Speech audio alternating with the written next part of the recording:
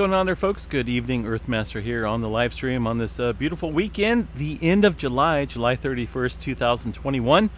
Can't believe it. August is tomorrow. That's pretty crazy. It is about 7:14 p.m. West Coast time, where the latest quake on the globe is a 5.0 earthquake. Out here around the South America region, we've been kind of watching a bunch of movement all over the globe recently. This 5.0 striking looks like west of the Colombia region.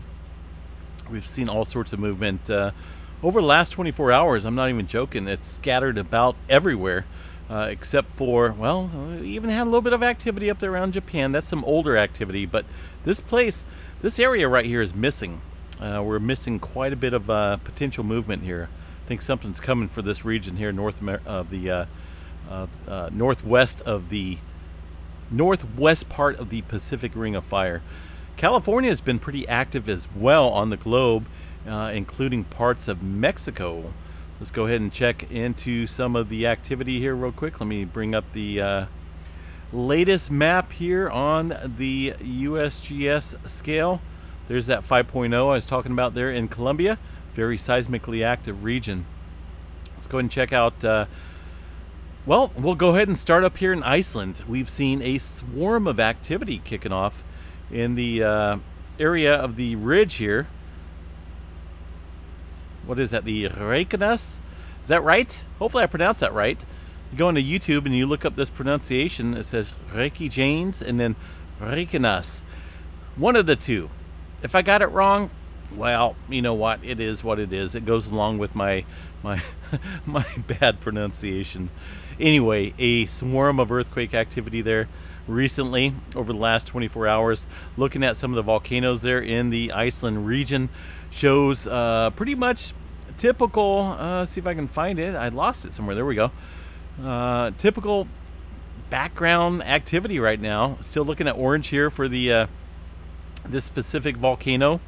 Kind of one that kicked off here a few months ago, putting on a little show. Still at aviation code orange and activity level around the moderate range. So that kind of just kicked off a little bit ago.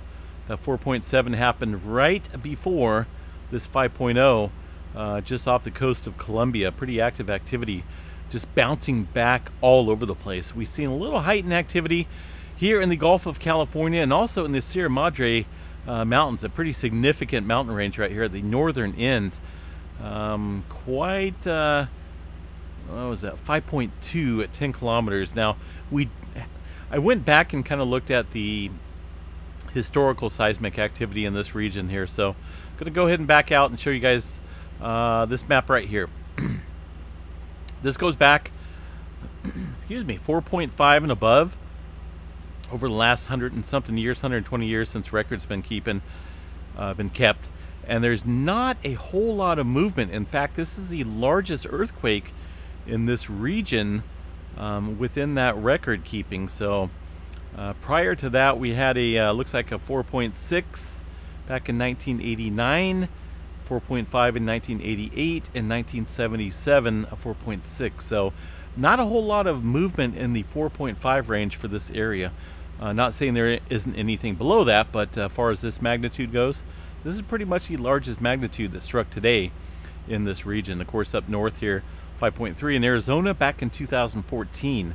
Just kind of drew a rectangle here on this map to kind of outline the importance of the lack of activity out there over historically for that part of the Sonora region.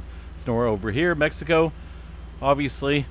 And down here along the Gulf, they had a, well, a 5.5. Pretty good size quake within the Gulf of California region. I was looking at, where'd that map go here? A little bit of plate science, if you will, about the how this area works, I guess, if you will. Pretty interesting. Got transform fault and a spreading center. Spreading center is kind of where the oceanic crust spreads apart, and of course you get a lot of heat, get some movement in that area. It all goes up along the Gulf of California right here, and then you go down into the East Pacific Ridge. East Pacific Rise, that's right, Ridge, Rise, divergent plate boundary, where huge slabs of the Earth's crust are moving away from each other. This thing stretches pretty far. You can see it on pretty much any map. If you look at the fractures in the ocean surface or ocean crust there, we don't see too many large quakes on that type of fault system, but they do happen. They definitely do happen. I was reading an article at one point. The Gulf of California will probably be its own island. The way the plate dynamics are spreading apart here and shifting from the mainland over here around Mexico. So yeah, that's probably well beyond my age limit, possibly, unless I recreate time and time again into my new life. But yeah, pretty crazy activity taking place there in the Mexico region. We've also seen a pretty good uptick in activity into parts of Texas.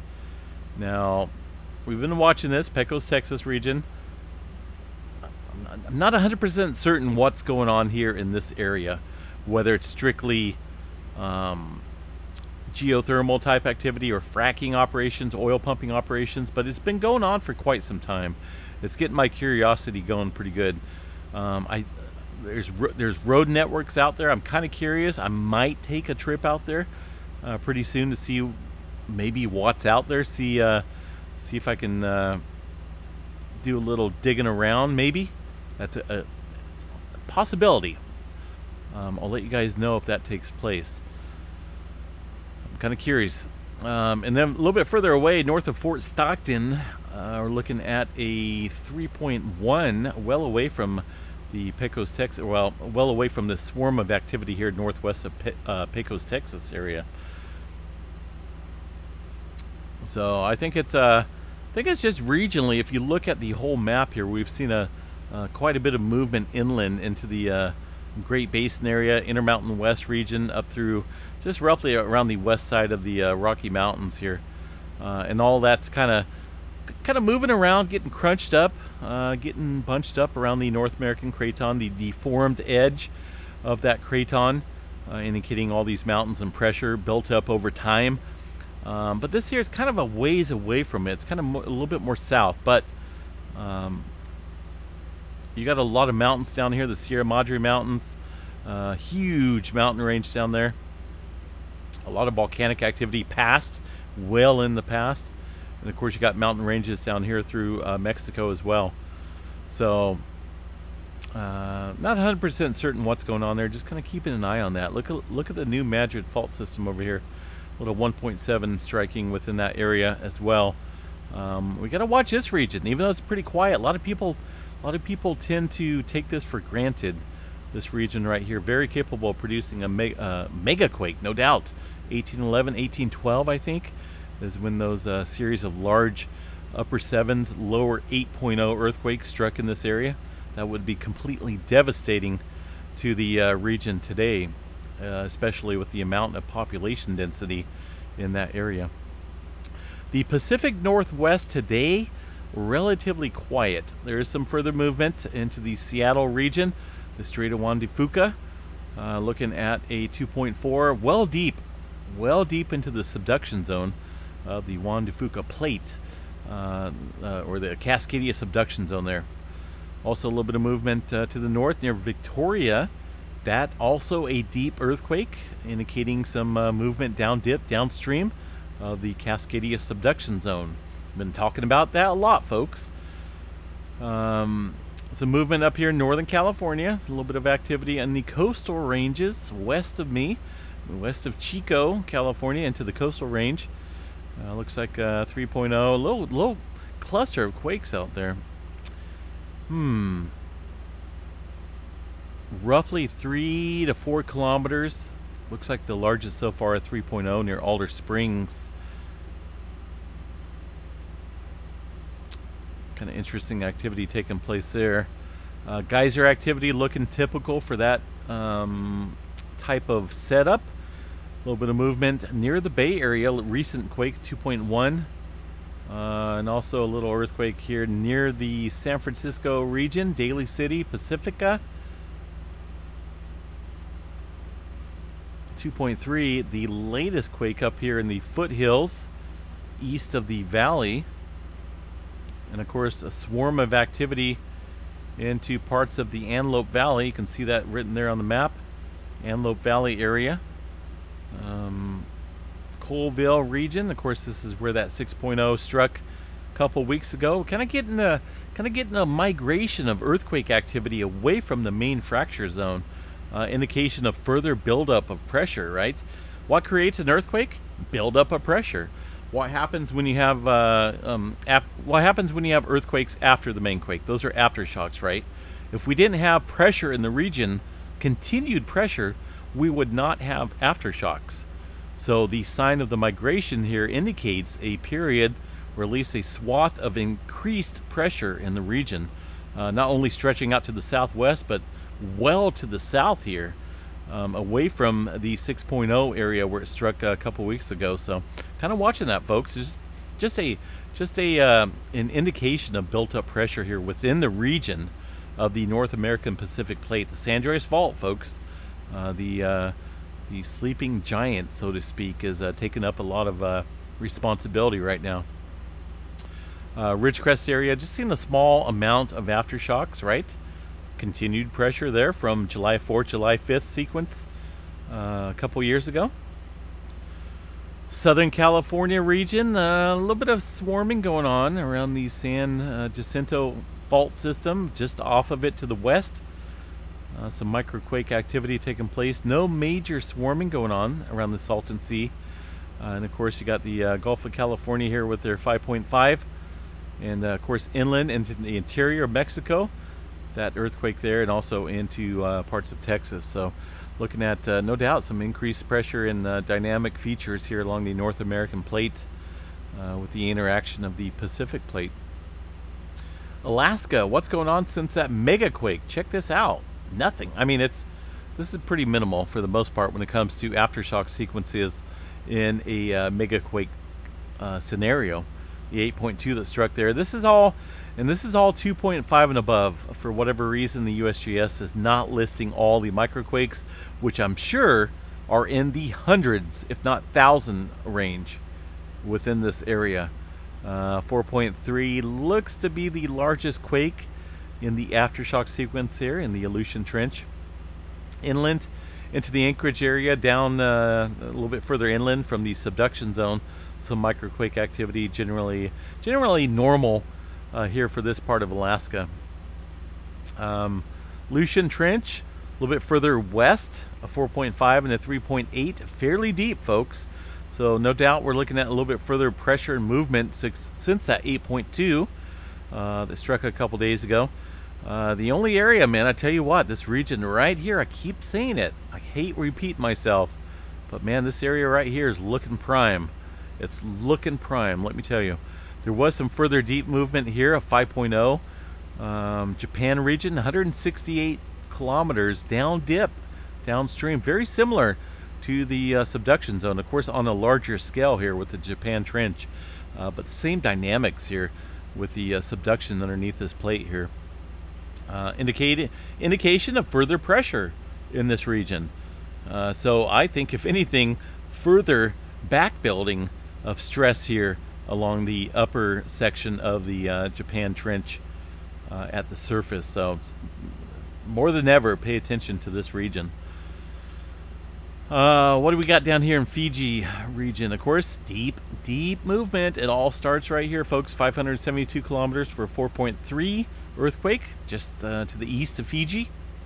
Vanuatu region seen a surface quake prior to that at 10 kilometers for a 5.0.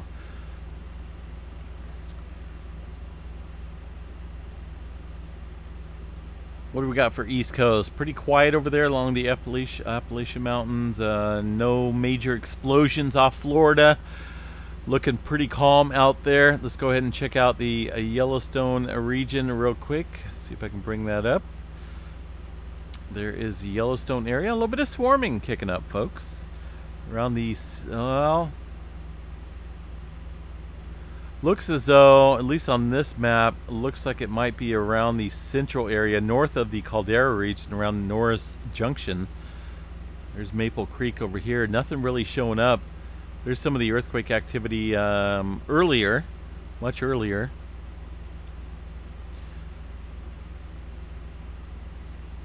Let's see, hold on a second here. I'm guessing that it's very possible that 5.2 may have showed up there in the Yellowstone seismographs. It's kind of what I'm thinking here. That's what that signature is right there. Kind of interesting there, showing up. But far as swarming goes, locally in Yellowstone National Park, a little bit of movement in Lake Butte. This is the Yellowstone Lake area. See some of that activity. Very well-defined spikes, indicating very localized earthquake activity right smack dab at this seismograph station there in this area of the park. Showed up on all three of these stations, a couple other ones as well. But this activity over here around the hello, if I can get this thing to bounce back. Oh, good Lord. We'll go ahead and check out the Maple Creek region. Kind of showed up on here as well, northwest corner of the park. Seen some activity there. And also shown up on the Norris Junction region.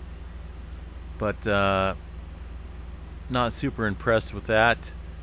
Overall, general activity looks to be at least right around background levels for seismic activity here at Yellowstone National Park. What do we got for trimmer department in the Cascadia? What's going on? Whoa, we got zero.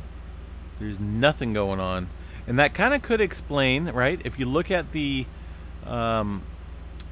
aside from these couple small quakes here, we're not seeing any type of movement for earthquake activity into the Pacific Northwest. Very quiet, very quiet. So I think down dip downstream, when we're seeing significant tremor, ultimately we're building stress on the locked section of the Cascadia mega thrust area, but also creating crustal earthquakes here in the Pacific Northwest, and sometimes deep tremor earthquakes, a little bit stronger than the tremor movements here in the Pacific Northwest. But man, not a lot going on today into the Pacific Northwest area, and that kind of coincides, no doubt, with the tremor, lack of tremor into the Cascadia right now. What do we got for solar weather, folks? I don't think there's a whole lot. Near miss CMEs to pass Earth. Near miss. The sun is blank.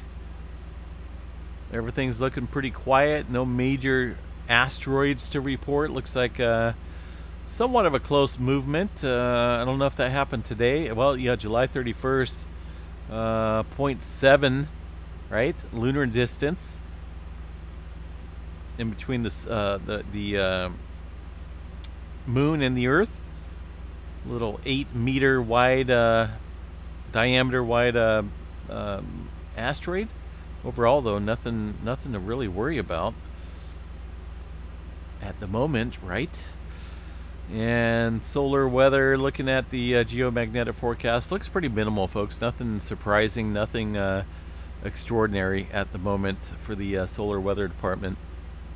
So just be on guard, folks. I mean, you got to look at this map. You got to pay attention to trends. There's a lot of movement worldwide, from all the way from Iceland area, the Atlantic Ridge, north of Columbia region, west coast lighting up like crazy into Mexico.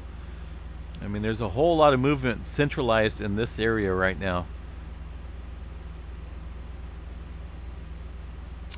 Hawaii is looking like a typical beautiful day out there. I need to get out there one of these days. I've never been to Hawaii, but it's kind of on my bucket list. I want to see those volcanoes. I think that'd be cool, really cool to see. So, all right, folks, I'm gonna jump off here and kind of get dinner started. It is Saturday night, so I'm gonna barbecue up some yummy ribs. I'm gonna smoke it with some cherry wood chips.